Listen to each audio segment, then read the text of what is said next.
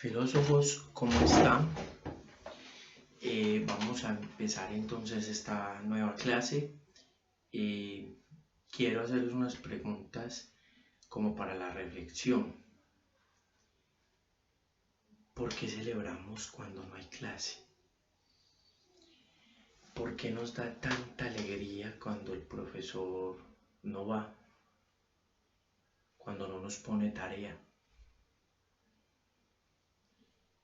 Y estas preguntas ustedes dirán, uy, pero ya Mario, ¿qué le pasó? ¿Qué le picó? ¿Por qué nos está haciendo estas preguntas? Y es que vamos a meternos en las revoluciones estudiantiles del mes de mayo en la ciudad de París en el año de 1968, más conocida como las revoluciones de mayo del 68. Hubo una marcha, varias marchas.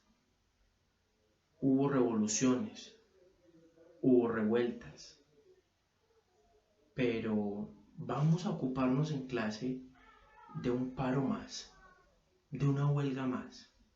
No, las revoluciones de mayo del 68 son muy diferentes a lo que hoy conocemos como un paro estudiantil.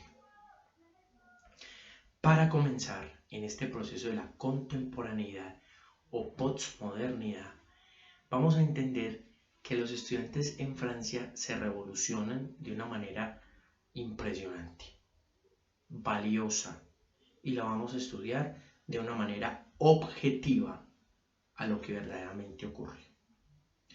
Primero, ¿qué estaba pasando en el mundo? Porque yo quiero que ustedes entiendan, filósofos, que nadie se levanta a revolucionar cuando todo está marchando bien. O sea, si la vida va bien, si la vida va en su curso normal, no hay por qué revolucionarnos, no hay por qué salir y decir, hombre, venga, vamos a marchar. No, algo está pasando. Pero lo curioso de las revoluciones de mayo del 68 es que no le está pasando a ellos, a los estudiantes de la Universidad de París, de la Universidad de la Sorbona en París. No les está pasando a ellos, le está pasando al mundo entero. ¿Qué vamos a encontrar? Vamos a encontrar varias cosas. La primera, dos elementos le generan a los estudiantes el ansia de abrir su voz, de soltar su voz. El primero, producto de la Guerra Fría, está la Guerra de Vietnam. Vietnam está dividido, Vietnam del Norte, Vietnam del Sur, capitalismo, comunismo. Dos potencias, Estados Unidos y la Unión Soviética, están mostrándole al mundo su fuerza, su poderío, sus ideologías. Vietnam es un caos. Vietnam le está mostrando al mundo la potencialidad que hay. Estas dos potencias no están peleando en Vietnam, los de ahí, bajo las ideologías de estos. Estos son los autores intelectuales. Los materiales están ahí, los que fueron sujetos a la guerra. Vietnam entonces genera mucho caos, pero a la parte Estados Unidos está generando un proceso de libertinaje, como lo queramos calificar moralmente, o de libertad, también lo podríamos llamar así, en sus procesos de vida. El americano está sintiendo por la adquisición monetaria la posibilidad de vivir libremente. 68 empiezan fenómenos como el rock, están en pleno auge las sustancias psicoactivas, el consumo de sustancias psicoactivas. Hay libertad para esto, no para traficar, pero siendo parte del consumo. La música empieza, el canto protesta, empieza a protestar en el mundo por medio de la música. Los movimientos hippies están en todo su auge en este momento. Entonces, ¿qué hacen los franceses? Observan a una América liberada. Estados Unidos liberada. Cuando hablo de América, hablo de Estados Unidos. Liberada. Y a un caos en Vietnam. Ellos se van a la calle. Ellos se van con carteles. Ellos se van a utilizar esta desobediencia civil propagada por el fenómeno de la no violencia que en su momento Gandhi, hace 150 años, que nace más o menos 120 años, comienza sus procesos en Sudáfrica y en la India. Luther King también lo conoce, también se está por esos lados en los Estados Unidos.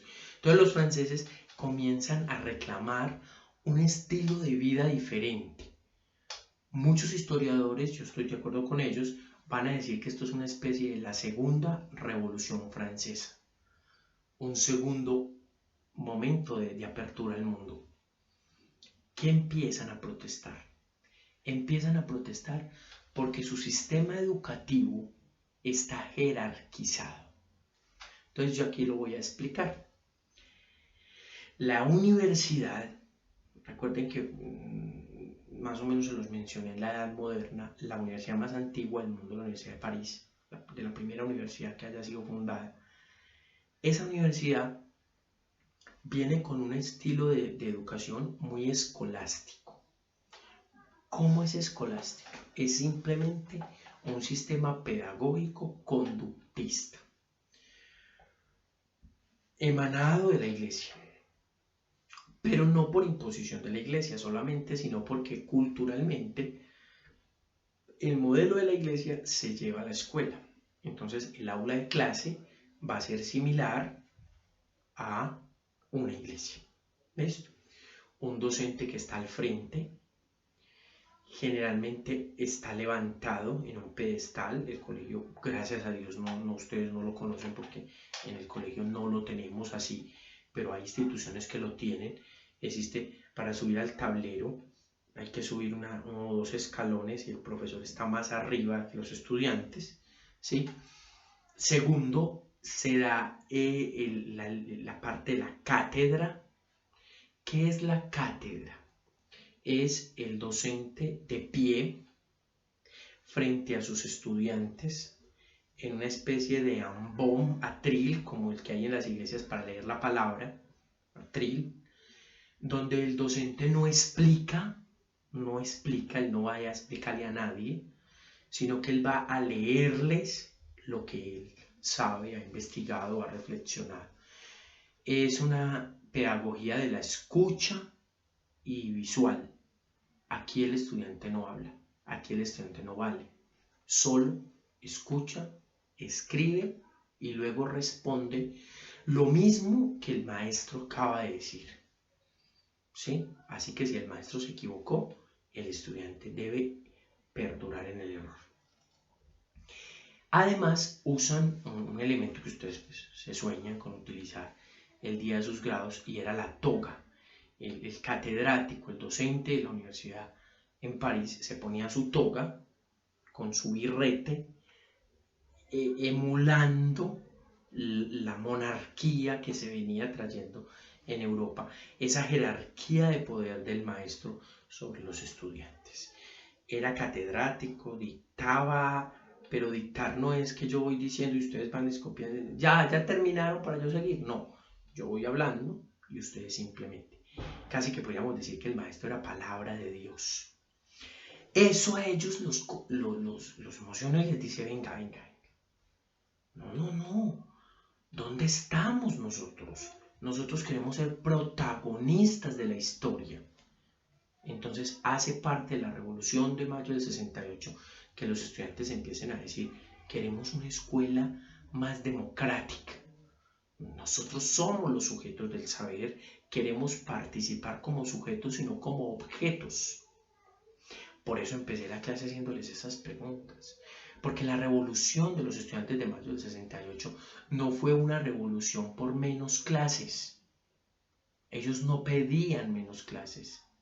La revolución de los estudiantes de mayo del 68 era reclamando más calidad en la educación.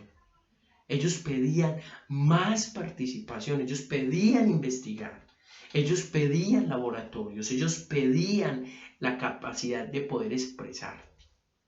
Muy interesante eso. Además, esta escuela, que se les estaba presentando, este modelo educativo que se les estaba presentando a estos estudiantes, venía con una formación moralizante y punitiva. Es decir, el cuerpo había que taparlo, era muy selecta, no todo el mundo accedía a la educación, ¿sí? En especial a las mujeres se les hizo y se les generó un rechazo impresionante para la parte educativa. Hay anécdotas, hay relatos históricos de mujeres que llegaron a disfrazarse de hombres para meterse a la universidad y poderse graduar de algo, porque no había acceso a las mujeres, ¿sí? Reclaman entonces una escuela libre, libre de pensamiento, libre de actos, libre de construcción, libre, o sea, una libertad, pero no de cojamos el salón de clase y no hagamos nada y tirémonos. No, no, no, no, no. Esa no era la libertad por la que abogaban los estudiantes de mayo del 68. Ellos abogaban una libertad de pensamiento, pero enfocada en calidad educativa. Hace 2 años, exactamente, que yo me encontraba en la ciudad de Santa Cruz de la Sierra, participaba en un congreso que estaban celebrando precisamente los 50 años, 68, sí, los 50 años del proceso de mayo del 68. Y en ese proceso había una conferencia con 2 señores, doctores, los presentaron allá, los dos, muy elegantes ellos, un señor y una señora mayores, que ellos aducían haber estado en esas huelgas. Ellos decían, nosotros como ciudadanos bolivianos estábamos en la universidad, el uno estudiaba en la Sorbona, creo que el otro estudiaba en Bellas Artes, estaban ahí y les tocó ver, no participar, porque en parte el miedo a que fueran deportados, entonces no les permitía, pero sí observaron la huelga. Y ellos decían que lo que más les llamaba la atención, y que coincidían los dos en su discurso cuando yo asistía a esa conferencia, era que el que salió a protestar no necesitaba nada. No, la educación en Francia era primero gratuita, segundo, a usted le pagaban incluso por estudiar, le daban su apartamento, le daban su comida, le daban un sueldo, y, o sea, tenía todo.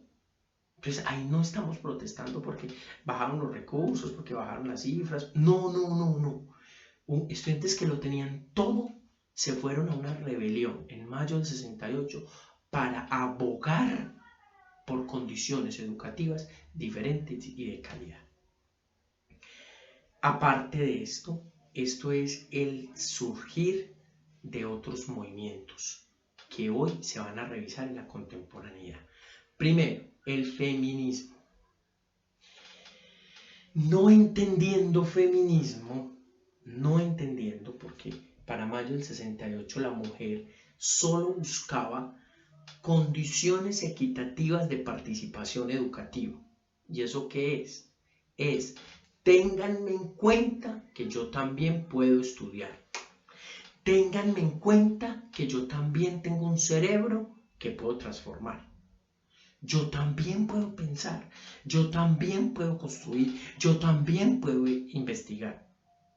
La mujer de mayo del 68 no quería ser un hombre, no. Ahí no estaban discusiones por aborto, discusiones por mi cuerpo, discusiones por condiciones de participación en el ámbito educativo. Ellas buscaban tener la posibilidad de estar como los hombres formándose. Y aquí un punto muy importante, y es la filosofía de Simone de Beauvoir, la esposa, la mujer del gran filósofo Jean-Paul Sartre, que hablaba de un feminismo filosófico. Es la filósofa más interesante a nivel del feminismo, porque ella volvía y repetía, si yo mujer quiero ser un hombre, entonces ya no quiero ser mujer. No, yo como mujer quiero que valga lo mismo que vale un hombre como hombre. Interesantísimo entender a Simone de Beauvoir en ese momento. Entonces, primer elemento, de ahí nacen, son las células madres de lo que hoy vamos a llamar feminismo, que se desvió, que se desvirtuó, que se fue por otro lado, que hay unas que están haciendo lo que no es, que otras están por otro lado. Eso no es la discusión de hoy. La discusión es que en mayo del 68 es la cuna de las reflexiones feministas posteriores. ¿Sí? Vuelvo a repetir, filósofos, y eso ténganlo en cuenta. En filosofía, las cunas de formación nunca van a ser similares a lo que hay después. Y les doy ejemplos. El comunismo de hoy, nada que ver con las filosofías marxistas. Los luteranos hoy, las iglesias protestantes hoy, nada que ver con lo que pensó Martín Lutero. Lo mismo ocurre. El feminismo de hoy, Simone de Beauvoir, está mandada como a recoger para muchas de las feministas que se fueron por otro lado. O sea, se apasionaron, se fundamentalizaron y se fueron por otro lado. Segundo, mayo del 68, o el punto que siga, mayo del 68, le dio la oportunidad a una escuela pluralista, no solo para hombres y mujeres, sino también para inmigrantes, para personas que pasaban de África a Europa, sobre todo esa pobreza africana, que pasaban por España, que pasaban por Grecia, que pasaban por todo el Mediterráneo, por parte de Sicilia y todas estas partes del norte africano, para pasar al Mediterráneo y pasar a Europa. Todos estos ya empezaron a tener derechos educativos. Ellos también podían ir a la universidad, ellos también se podían formar, ellos también pensaban y valían. Es importante entender a mayo del 68 como la posibilidad del valor de la humanidad en la totalidad de la realidad que existía. Ya el hombre no es un objeto, sino un sujeto. Por eso yo les decía, estoy de acuerdo en que las revoluciones de mayo del 68 son una segunda revolución francesa. Es mostrarle al mundo que procesos de xenofobia, que procesos de separación, que procesos de discriminación no tienen cabida en un mundo que ha cambiado, en un mundo que ha resurgido. Otro elemento que nos deja las revoluciones de mayo del 68 es empiezan las reflexiones por los movimientos LGTBI.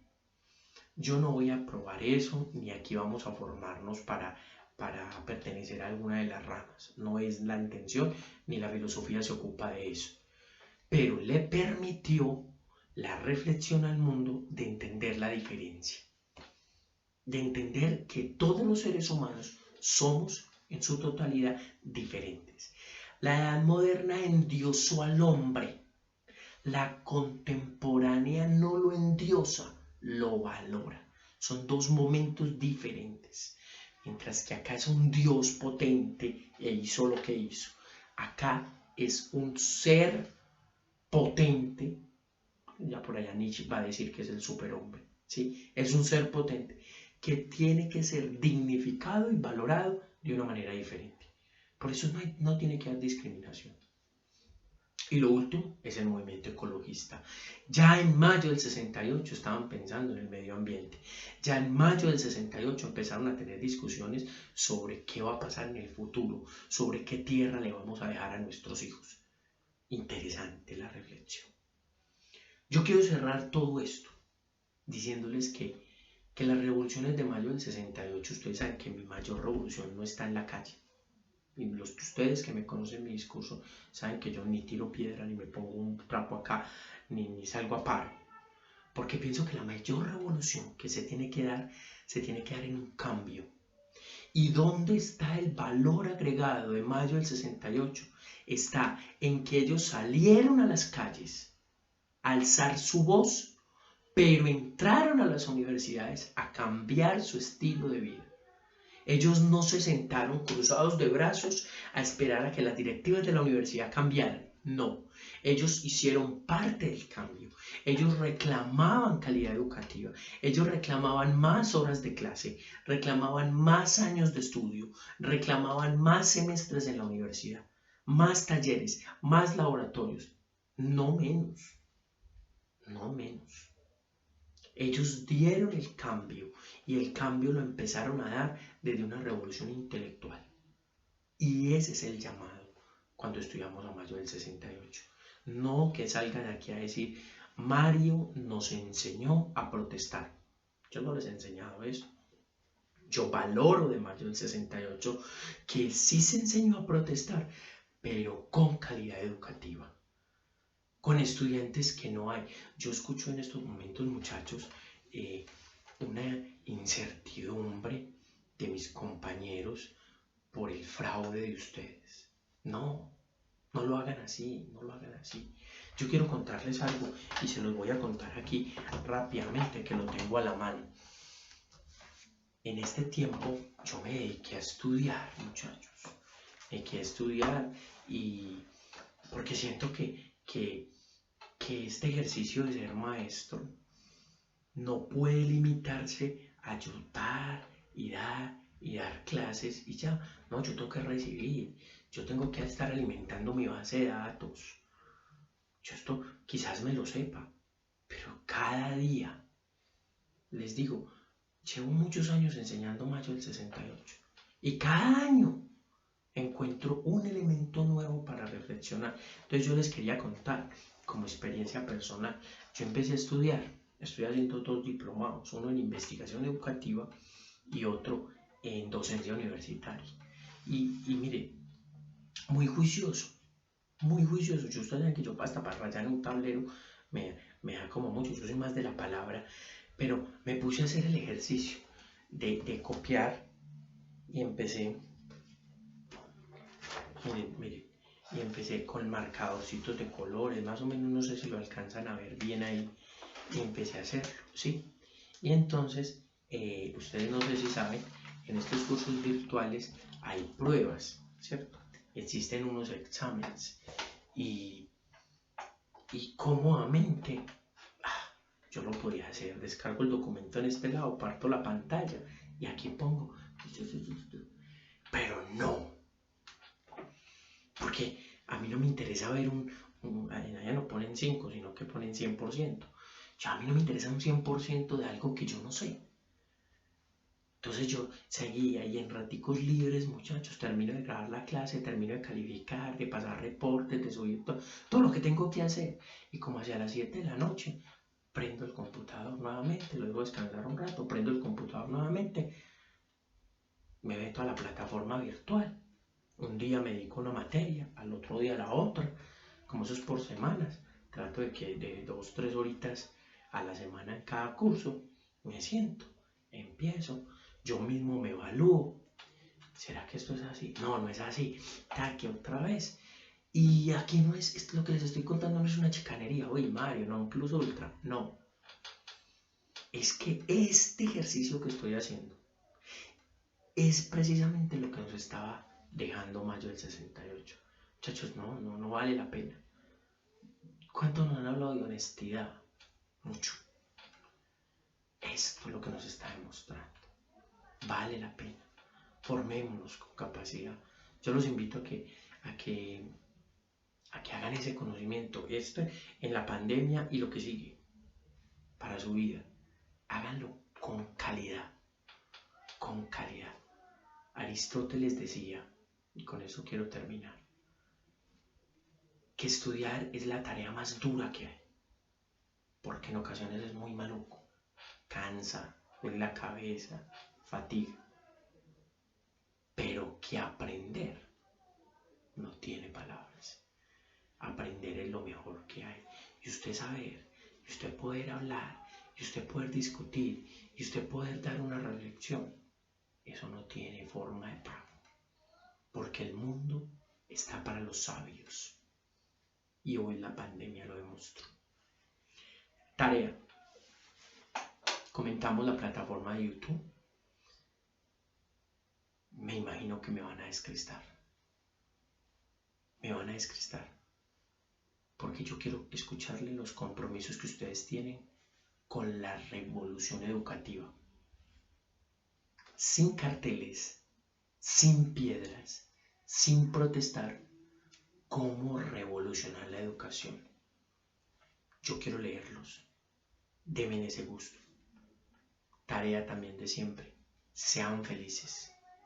Y Dios y la Virgen los bendiga.